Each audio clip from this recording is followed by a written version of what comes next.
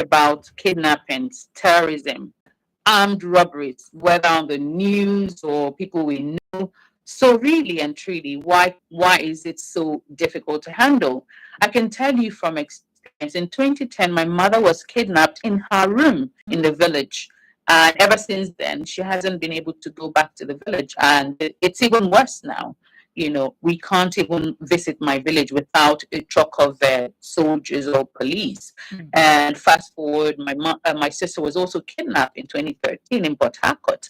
And I'm thinking, are these changing? I mean, is there anything that has changed since then, or has it really just worsened? And it will shock you that during the flood, the monies we raised from friends to provide food and medicine for the village people, big chunk of it went into providing security to escort the team to provide food for the displaced flood victims in my village.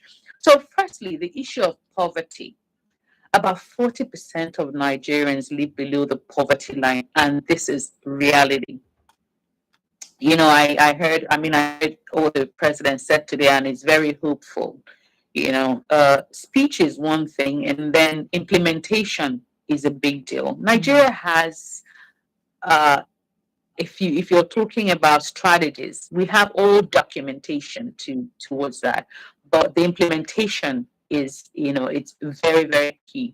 In communities where there are no jobs, no schools, no future, as a matter of emphasis, my father spent his life writing letters to government to bring school to my area, and now those same people he was writing for over 30, 40 years are the ones carrying arms. So I really think there has to be something, especially the youths are easily recruited by criminals and extremists. You see what's happening in the north, like think about the Boko Haram, right? Boko Haram offers some form of livelihood to young men who have no other options. How about some part of River State, like I told you, who have been deprived? Those local government. I just feel Ahoda West is the most deprived local government. But even at the Orasha River, the rivers are now used for criminality. You have people living in the bush there.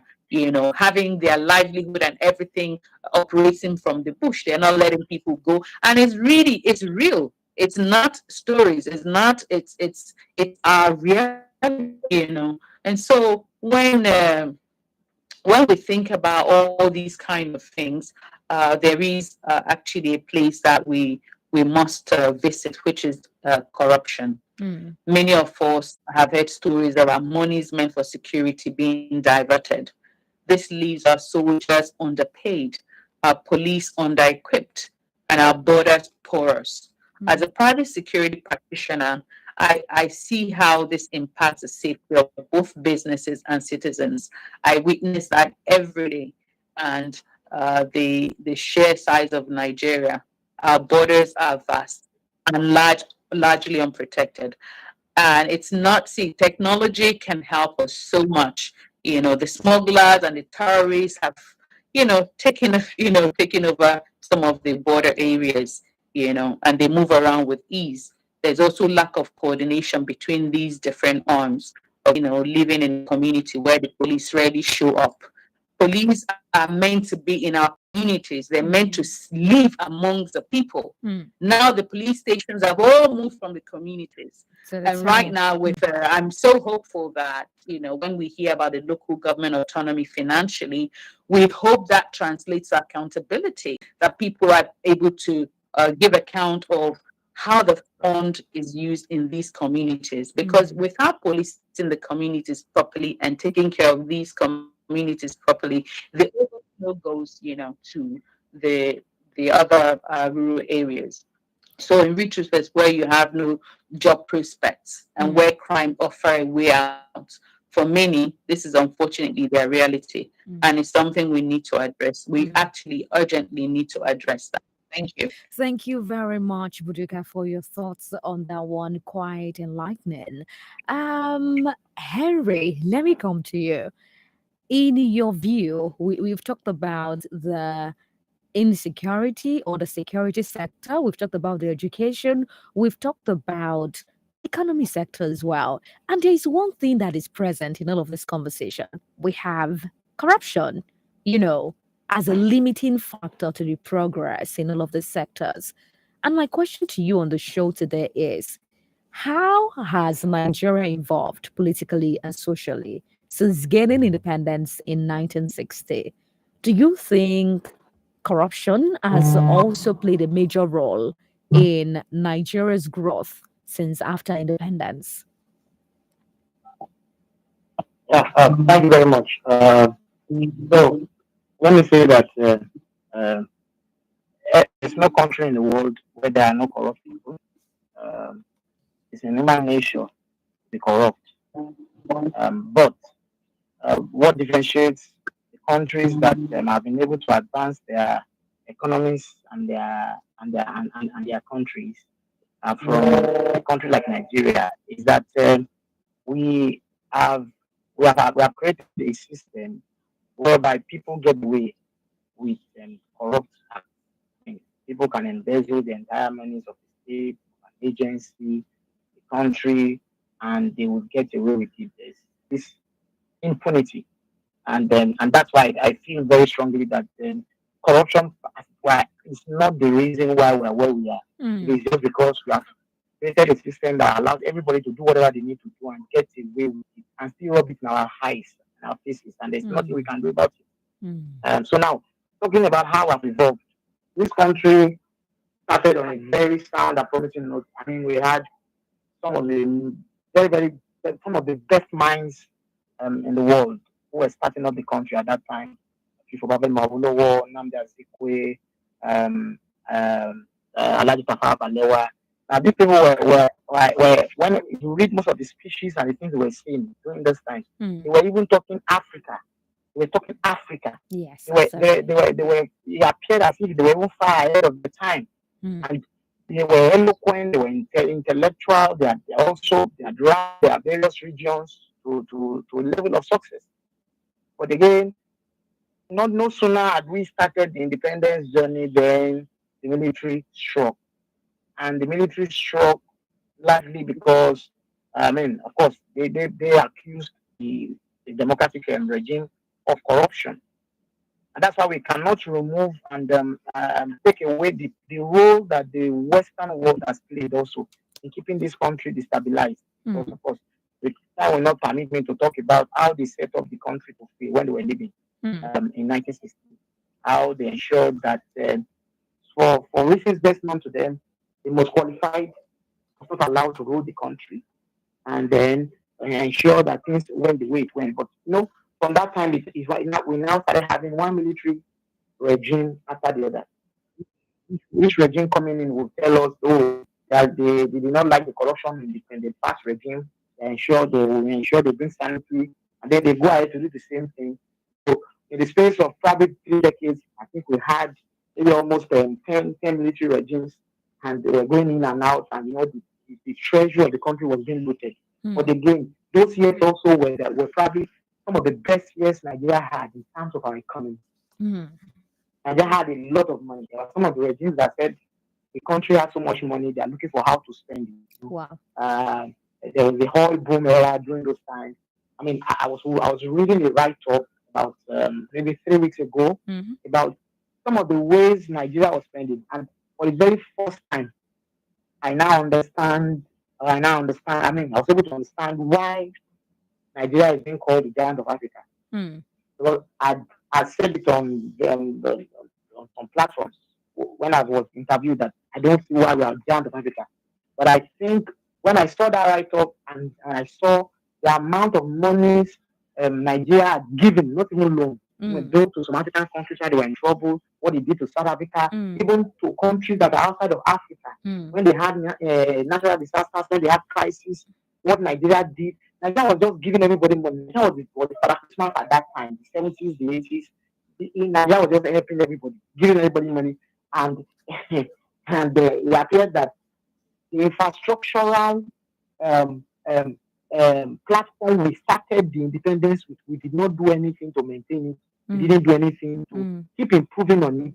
And then all of a sudden, we started having a pastoral decay in the midst of the playgrounds and the prodigal manner of running our economy. Mm. That brought us into the 90s, where, of course, the man, Badamsi Babangida, started bringing the just social adjustment program as instigated by the IMF.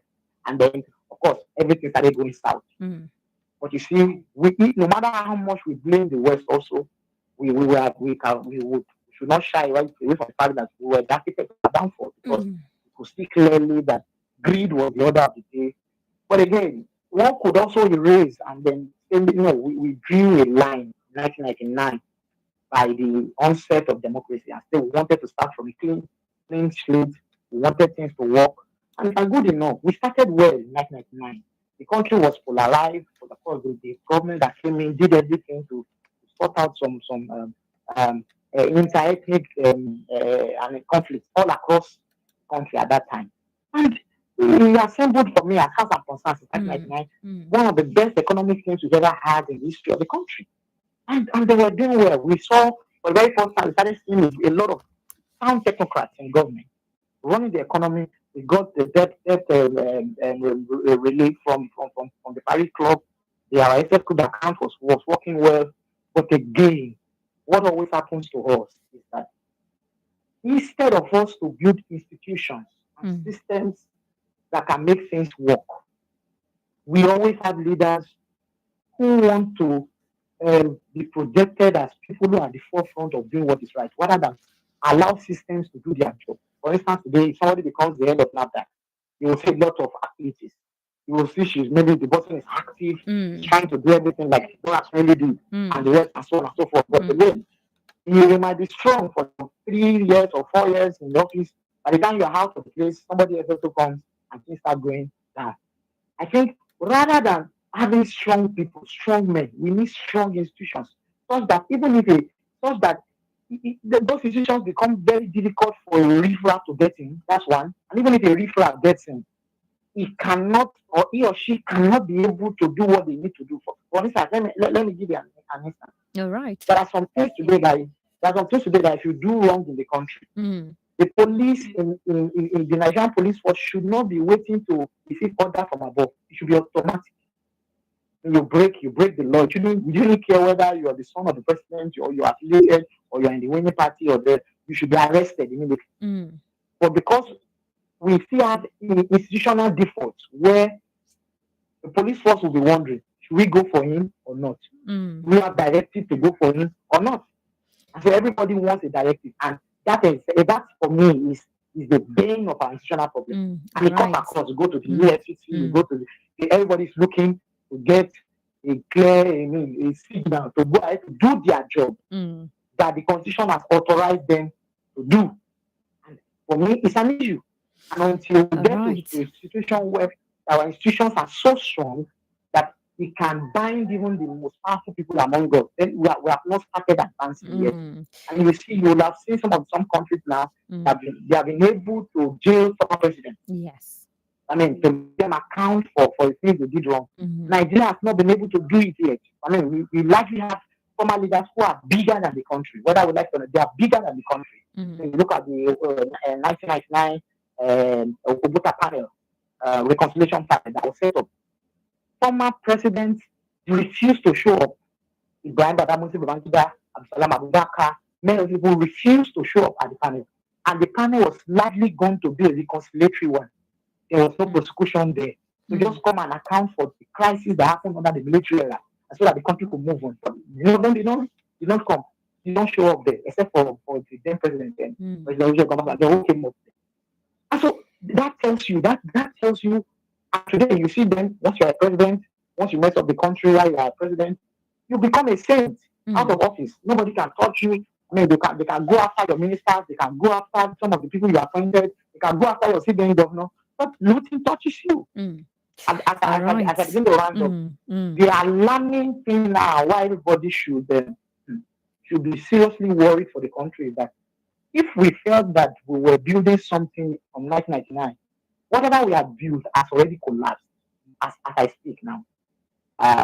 Because you look at the executive, you look at the legislature now, you also look at the national, the judiciary, and it appears like there is no clear separation of powers. It appears that if we are not careful, one man owns all of these tiers of government. And for me, that is the fearful thing now.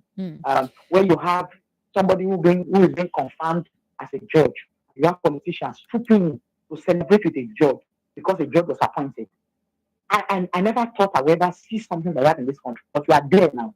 People appointed as judges, you see politicians. All right, so thank you. They are celebrating. What does it mean? It means that politicians have found a way to corrupt the system for that. So not just only just corrupt the executives, to also ensure that they have the National Assembly legislature under their fingers, and then to also ensure that the judiciary also is under them. So that means again, our elections also are doomed. It means that no matter what happens in the election, we do everything to announce who we want to announce.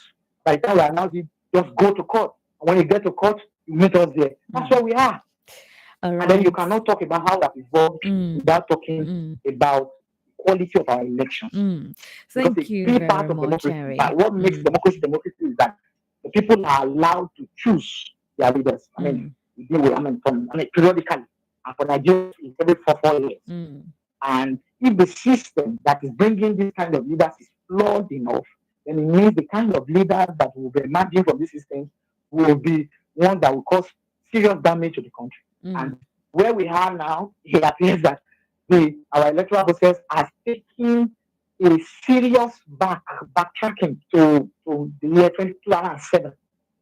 Because we had seen from 2007 when Yar'Adua came out to say that the election that brought him in was flawed. He said it very clearly. And he said we're going to set up a committee headed by the then Chief Justice of the Federation, that's Justice Mohammed Lawal Wise. And he set up members and said, help us look at our electoral system. Help us bring our recommendations. And they sat down. Many of the people who were on that committee, including Ataru Jeddah, who had also gone on to become the head of INEC, they sat down, they looked at everything. They brought recommendations. And of course, the person who took over after Yar'Adua started effecting some of these things. We had smart card readers coming into, and then now we're at a stage where we have brought what we call the bimodal voter application system, the VIVAS. And we also have what we call the high risk, the INEC result being important. For me, this is sound technology that should take us to the next level as far as electoral transparency and everything is concerned. But it appeared as if we have found a way to bypass technology. All right. Thank you very much, Henry. I know that you are loaded. You have so many things to say when it comes to the overview of how Nigeria has evolved politically and socially. Thank you very much for your thoughts once again. I mean, while you were sharing your thoughts, you said something that actually resonated with how I felt. So sometime last month, I was in South Africa, and then we were having conversations with the Nigeria High Commissioner to South Africa. And he went ahead to talk about how Nigeria is actually the giant of Africa.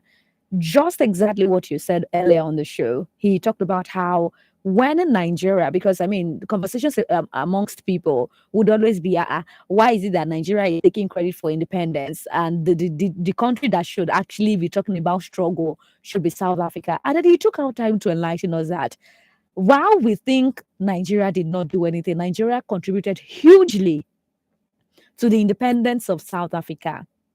The money we were making here, Nigeria was busy sending the money to help South Africa attain independence. And this is one of the reasons Nigeria is actually the giant of Africa. Not just even South Africa now. Nigeria helped so many countries of the world, African countries, to actually attain their independence. And that is why Nigeria is the giant of Africa. Thank you once again for also talking about that, because regardless of what we're going through as a nation, regardless of what we are facing as a country, the inflation, the economic instability, the insecurity, the educational flaws, and all of that, Nigeria is still Nigeria, and Nigeria is our home country.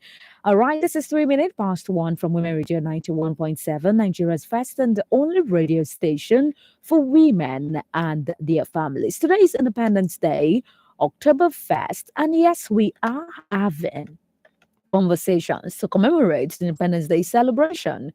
On the show today, we are discussing October 1st, reflecting on Nigeria's 64 years of independence. My name is Blessing Agbeita, and my guests on the show today are Odunayo Aliu, the founder, Brambo Network, Henry Olonimoyo, public affairs analyst, Buduka Ade Johnson, Managing Director, EPPS Private Security Services Limited. And of course, we have Jonathan Ikeolumba, Managing Partner, Office Lord Consulting Services. And we've been having great conversations thus far. You can join the conversation by calling us on 07000 917 917. You can send us a text and WhatsApp message on 0703 1756537. You can listen to us via our website www.thebfm917.com. Download your mobile app WFM 917. All right, Odunayo, let me come to you for a moment. I know that earlier on the show where we were having conversations, you were talking about how the educational system in other countries of the world, seems to be like, and it looks like Nigeria is not even anywhere close, right? I know that in Nigeria, let me use this course, mass communication, for example. I know that I've had conversations with people a couple of times. So in Nigeria, we say have the course as mass communication, and I think I have media and communication studies in some other institutions. Meanwhile, if you go out of the country, we have broadcast journalism, we have advertising, we have public relations, we have corporate affairs and public affairs. We have all of these things segmented. We even have sports journalism. We don't have all of those variations here in Nigeria. That is, comparing the educational system outside of the country and what we have here. We also have a lot of diversity. We have, students schooling out of the country, having the right exposure. In fact, they get to use the technology we are now struggling to adopt into our educational system is something they use effortlessly in other parts of the world. So my question to you is, when you compare the educational system of other countries of the world to what we have here, do you think Nigeria has done well, particularly in terms of providing access to quality and inclusive education? If I'm to say yes or no, it's definitely no. So when we compare, there's even the data says that Nigeria's our education system ranks, I think, 127th globally. Wow. And when we look at it in African context, we are 25th in Africa, which is even behind countries like Rwanda that just came out of genocide in the 90s. So so we're not doing good enough, looking at this generation, what the young people, children and youth in this generation needs. We need to thrive. So our education system has not been able to really take everything into consideration. I like the example you gave regarding how courses have evolved over time. We are still not, it's not even a conversation for us yet. In our higher institutions, we're still struggling with issues of school fees. Recently, students at University of Ibadan, they had to protest because school fees has been raised and raised. So the last one, they had to protest. They sent them home, and they came back, and nothing, nothing was changed. They eventually had to look for. I saw some days ago. I saw Association of Students doing fundraiser, crowdfunding on social media, trying to raise school fees for their colleagues. It's sad. So what we would see in many other countries, even certain countries in Africa that are doing well in terms of access, is that basic education, basic and secondary education should be compulsory and free for everybody. And it should be truly inclusive. So when we say inclusive, it's not just children in city centers. It's not just children from families that have maybe generation of educated parents, grandparents. It should be open and accessible to everybody. Even if you're the first generation learner in your family. So in 2004, Nigeria came up with this universal basic education policy that says that education should be free and compulsory. I think Buduka mentioned, she rightly mentioned that we have a great document, but implementation is often a problem for us. So even UBE, as beautiful as it is, it's not implemented. Education is not free. There's so many hidden costs when it comes to basic and secondary education in Nigeria. And looking at the level of poverty that we have, many parents cannot really afford to pay for tuition and buy every other things attached to schooling their children. So we're not doing well in that regard. Even for them, just some years, even after the 2004 UBE policy, they also went ahead to expand it and say, okay, we want to provide pre-primary education, that's early childhood education. So every public school in Nigeria should also offer pre-primary education. That also, that also is not, it's not universally available in the country. Some schools have it, but many of the rural communities, I work in rural communities, I travel a lot, in these remote centers. Many of them don't even have any form of school, how much more pre-primary or, education. So we need to really improve in terms of access. We need to, then also in terms of quality, look at, I was in a particular country recently, and I was visiting their public schools, public primary schools. You would think you're in a private university, Wow. with the kind of technologies that they have. People are already including AI, leveraging on artificial intelligence Absolutely. to improve their education. They're training their teachers on how to use these things in the classroom. They're exposing their children to that. But for us, it's still A for Apple, So we need to do better. Our curriculum needs to be. So every generation, education should be tailored to the need of every generation. Yes, our current curriculum has helped us thus far, but now we need to open it up, and bring in conversations around technology from a very young age, expose it to children from basic education. It's not just private schools that should be doing coding for their children. No, even in our public school system, because that's where we have huge number of our children. So and conversations around value. When we're talking about security, we're talking about how a lot of young people are now going to social vices and all of that. That's also something, even developed countries that are talking about social emotional learning. It's now adapted into their curriculums. We haven't done so much of that in our country, and we need to do that. If there's any country that needs to take things around social emotional learning very seriously, things around values very seriously, it's our country. If you go, no matter how we describe it, it is when you go into schools, especially public schools and low-cost private schools, and you engage these young people, that you are going to see the rot in our system. Recently, we were implementing a project in a public secondary school in Oyo State. And the usual way that people will say, oh, what do you want to be when you grow up and all of that. So we had a lecturer, a professor come and it was a reading literacy project. And she just mentioned casually that, oh, I know that a lot of you want to be doctors and all of that.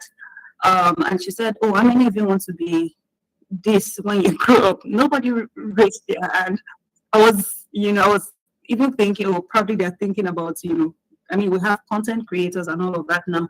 But apparently, in a class of about 200 students, more than 80%, including the girls, said they want to be Yahoo. They want to go into Yahoo.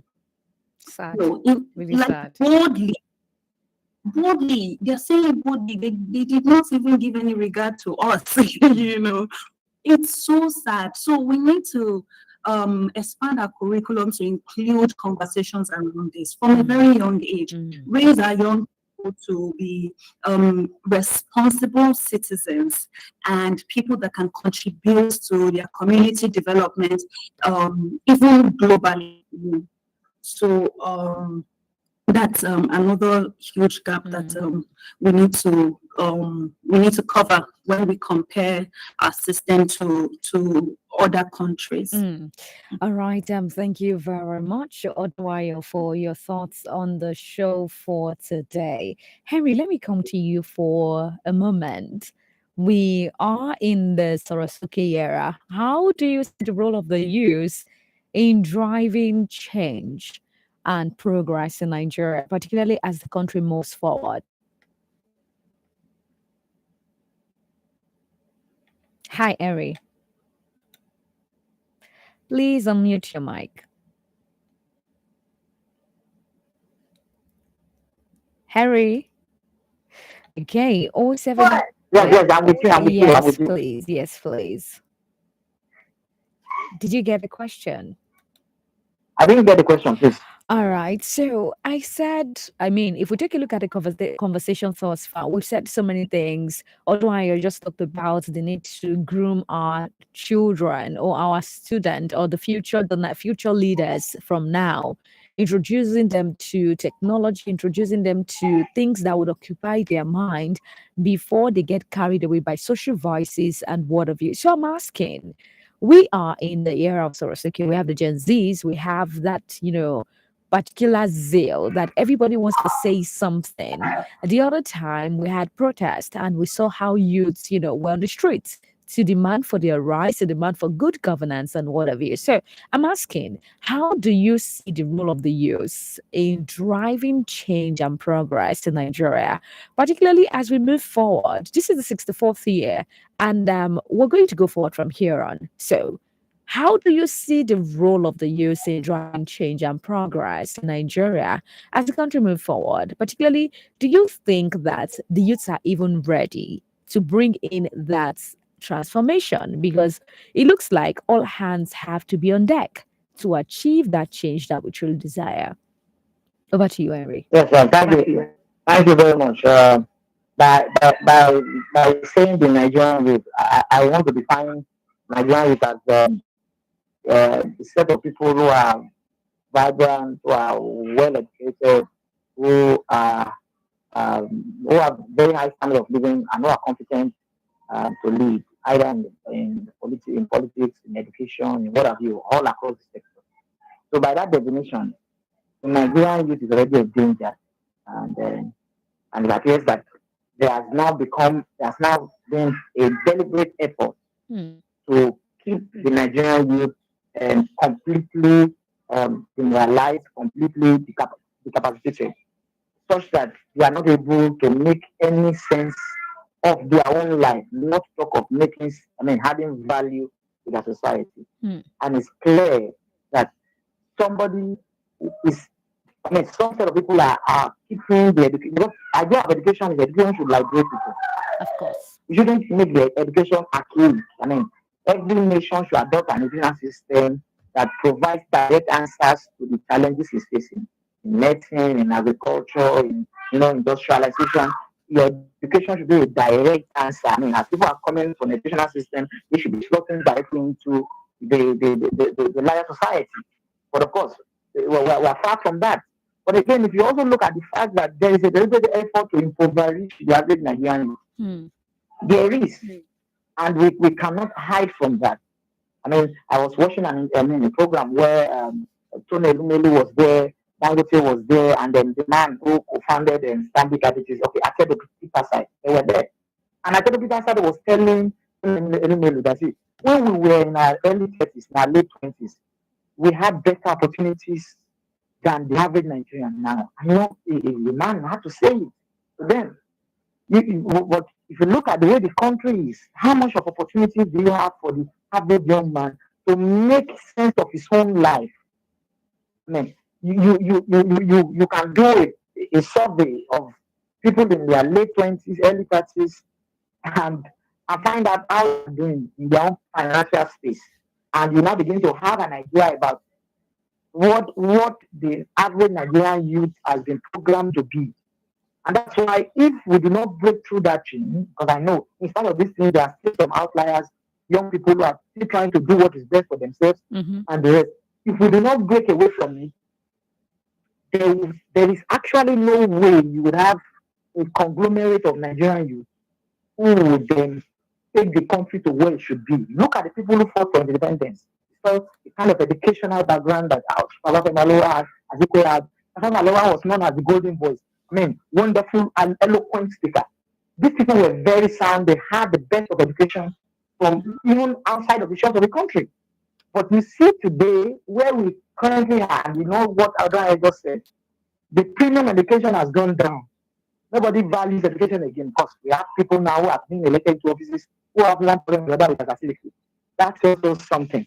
Somebody is trying to put education to the dark draft. Somebody is trying to make education unaffordable. And somebody is also trying to ensure that the young person will almost be reaching his 40s before he's able to find his feet financially. And what it means is so that these young people cannot aggregate, these young people cannot meet, these young people cannot discuss on things that can move their nation forward. I just one very short brief example. I'm also into a bit of farming. And I remember that I wanted to do something very significant for my farm in the month of June. And I went to my bank to ask for a credit facility to be able to do the thing I wanted to do. And the man told me, and says, Nigerian banks don't do startups. And he said it clearly, point blank. I said, that's the fact. And but in this same economy, you have people who are running for political offices, taking loans, crippling banks. You ask yourself, how did Heritage Bank, how did it collapse?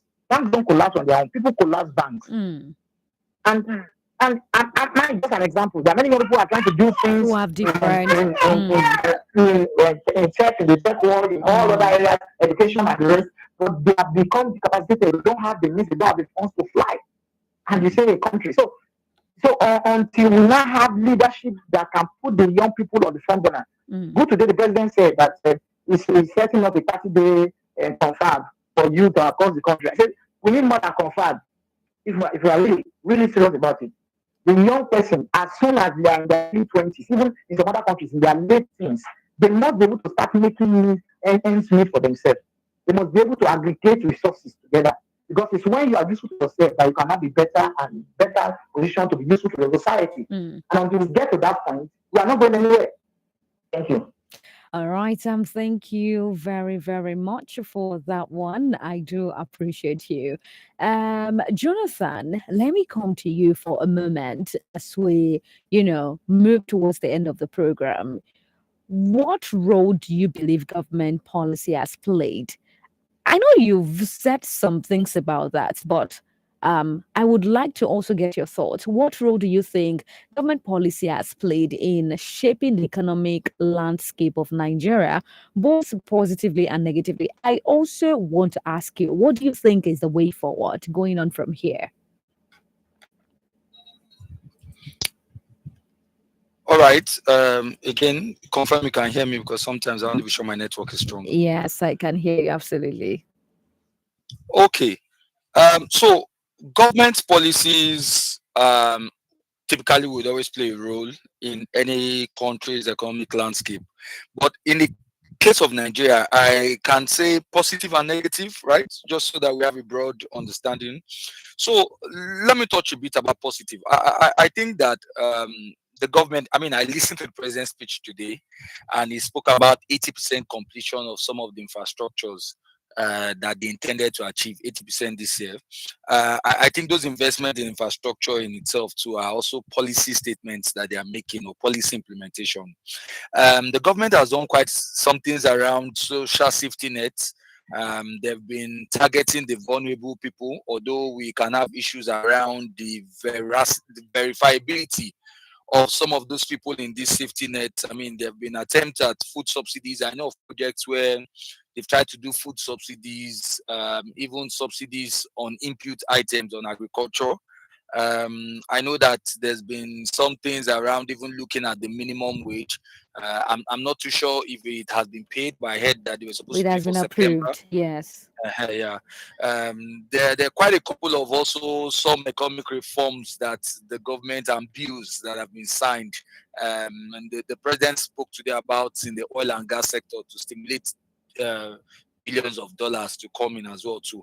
From a regulatory standpoint, we have the ease of doing business that I really like a lot. I think they've done some of those things to, I mean, so for example, you can register a business today now, right? Turnaround time for businesses can be as much as 24 hours, right? Even visa on arrival, you know, they fast track some of those processes within the passport issuance system. So we have some of those policies, you know. Although you can argue too that some of the policies, especially on the economic side, to achieve this macro stability, has really hit us where we are. You know, the move around, you know, policies with the inflation rate, trying to make sure that they use inflation to target, or the MPR rates to target the broad inflation. I think we can see the outcomes. Some of the policies they took in relation to the dollar stability and parity, we can see that we are dealing with that. The ability to float those things, even with the deregulation in terms of ensuring around the petrol pump price, and to really leave it up to market forces in itself. We've seen where it's taking us to. So those ones are the ones that I would say temporarily is causing some of the pains that we have. But the point is that it's the government's role to use policies to significantly shape economic direction in terms of any country's movement. I don't know if there's anything I've missed out in answering. Thank you very much. I feel like you've said so much, and you paid attention to some of the things that are currently ongoing, which is a way of also enlightening the public, because some people don't even know we have some of those things in place, and that is why some people would always fault NOA about not doing so much, because we would have expected that the National Orientation Agency would be at the top of its game to constantly enlighten people, break it down in a language they can understand, so that everybody is carried along about the policies, where we're lacking, what we're doing to move forward, and what have you. But I guess the conversation would have to continue. We will not stop talking about it until we achieve the Nigeria of our dreams. Well, let me go over to Buduka. Buduka will definitely wrap up the show for us today. Buduka, you've said a lot. We've talked about the educational sector, we've talked about the security, we've talked about the economic, and honestly, we've also talked about the public affairs, sector, the social space, politics, and what have you. Buduka, looking ahead, what measure or reforms should be prioritized, particularly to strengthen Nigeria's security scene in the coming years? Oh, hello again. Thank you. Well. You know how security is a burner. Security is still an enabler. It can help you with, just having peace of mind. So I would say that we can not just continue patching holes in our security structure. We need lasting reforms to secure Nigeria for the future. Firstly, the security sector reform is critical. I'm not just talking because I operate in the sector, but it is a national problem. We need to focus on professionalism and accountability in the police, in the military, and other agencies. Many of you may have, seen how the lack of training and discipline within the security forces has led to human rights abuses. This must stop. And the number you have in all the security government security agencies is low compared to the number of persons in the country. And so we also need to update the legal framework of the Private Guard Act of 1986. For instance, this act is outdated, and for some of us who care so much about this country, we've been like crying out loud for the reform of the private security sector. This will really, really be beneficiary to the national security. The number of security guards we have, although the data is not well articulated, but I can tell you we're over 4 million. Some say we're over 5 million, but because there is no data, you can't really account for this. And I can tell you the private security sector have built, like so much capability to handle some of these issues of infrastructure and you name it. In other countries, you have private security guards holding let's say weapons, but there has to be structural reform in this sector to accommodate for both the training and the rest. And gladly, the Minister of Interior, he called for the first time, we've sat together, the private security sector, the Ministry of Interior, who is the licensing authority, and then civil defense, who's to recommend for licensing, together to really look at this act, this 1986 Private Guard Act, which is really outdated and needs to be, reformed. And we also have a tripartite committee, which we're also a member. One of the members of, the tripartite committee to reform the private security sector. This should be an executive bill. This should be something that the government will look at. Even in their Hope agenda, they have talked about security. But the private security sector, a lot of people are playing in this sector without licenses. You have foreign people providing solution and advisory and in consultancy and in risk management in this country, and they don't have license. And it's not their fault, because what they do, they look at the regulation in the country, and in the regulation, it's only mentioning guards. We've gone beyond guards, just security guards. We're into technology now. You see the cyberspace. The cyberspace is a very big challenge now. So we need to look at the security reform and look at the crucial need for us to really do that. I see firsthand how the private firms are providing solutions in these areas like defense, intelligence gathering. This is critical. It's no longer just, physical, and someone would think, oh, why a female in the private security sector? There's so many things, for everyone to do in the private security sector. It's not just about the physical part of maybe the carrying guns and the rest. Intelligence don't need, to be either female or male, or, when you're talking about cyber defense, the critical infrastructure protection, and really, we must create a more secure environment for us to thrive. Even the youth empowerment program, with over 60% of the Nigerian population under the age of 25, that is a big deal.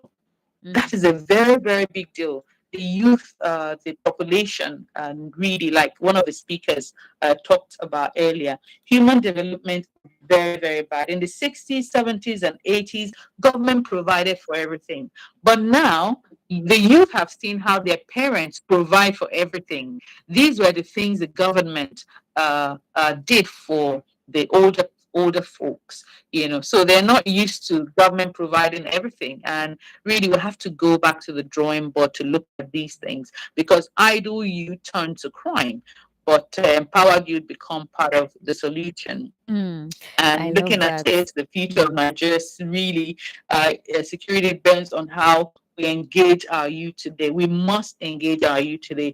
We must give them the opportunities. They can be part of the security solutions. And I can tell you that this is real. We must make them part of the solution. And yes, in my wrap up because Yeah. I know that if we want to talk about security today, we will not leave We here. won't exhaust National it. security is not just about military minds. Mm. It's not the physical stuff at the border. Even with drones and some of these AI technologies, surveillance, we can take care of the borders right now. So we need to use those technologies. It's about addressing the root causes as well, and talking about the poverty, the areas that I mentioned earlier in my village. I'm not going far. The boys they are with guns. They are living in the bush. They go to the village every day to take food from the women. Really, women can't go to the farms, and it's real. And we're living in this country, and we say that we're secure. It's a very big problem. I really, when I was coming to speak about security, I'm like, what am I doing? I can't say anything that is not the truth. And this is the reality that like where we found ourselves. Yes, government is making effort, but together, by working with the government, the private sector, and the communities, we can build a safer and more secure Nigeria, most especially in the local government. Let us use this opportunity that local government has, the autonomy, financial autonomy, to change the narrative in Nigeria. Let the councillors not think they're coming to collect money. Let the local government chairman not think that they're coming to collect money. And we also, the citizen, will have responsibility. We have to hold the government accountable. We cannot be complaining about the government and don't hold them accountable. How can a state governor say, "Oh, I've given them this, and then this"? He owns the money. He owns is still the same thing as the people in my village. We all own that money together. So you can't be drinking lavish champagne and just living large and expect people in the village to be better. We really need to look at Nigeria today, and thank God today is my daughter's birthday as well. So we wish Happy Nigeria happy birthday to her. and the rest. Thank you. Thank you very, very much for your thoughts on the show today. We cannot just thank you enough for creating our time to be a part of this conversation. Now, as we conclude on our reflection on Nigeria's 64 years of independence, we honor the nation's resilience, creativity, and determination. Undoubtedly, Nigeria has made significant progress since 1960. However, we still have the problem of security threats. We have corruption, as mentioned on the show. We have inequality. We even have unemployment. All of these factors have continued to pose significant challenges. Now, moving forward, it is very important that we prioritize inclusive governance, transformational leadership, quality education, sustainable development, and unity and diversity. And here is a reminder, citizens, the change we desire begins with us. And as we forge ahead, may the God of creation direct our noble cause, guide our leaders right, and help our youth the truth to know, in love and honesty to grow and live just and true. Many thanks to our guest for today, Oduayo Aliyu, the founder, Bramble Network. Thank you very much for coming on the show today. Thank you for having me. Henry Olonimoya, Public Affairs Analyst. Thank you very much for joining the conversation for today. Thank you for having me. Buduka Ade Johnson, the Managing Director, EPPS Private Security Services Limited. Thank you so much for being on the show for today. Thank you very much for having me. And it is EPSS Private Security Services Limited. Thank you so much. EPSS. Okay, EPSS. And then I kept saying EPPS. Okay, thank you very much for sharing that with us on the show. And yes, Jonathan Ikeolumba, Managing Partner of His Lord Consulting Services. We say thank you to you for also being a part of the conversation. Many thanks to the production team of Rosie Yusuf Kesar, Miracle Philip, Aisha Sani, and Oreolua Owolabi, technical team of Hilary Steven, and of course the executive producer, Tom Okewale Shonaya. And yes, to you for joining us on the conversation today as we commemorate Nigeria's 64 years of independence. Always remember, everywhere you go, to be a good ambassador of Nigeria. I am Blessing Agbeita, wishing you Happy Independence Day.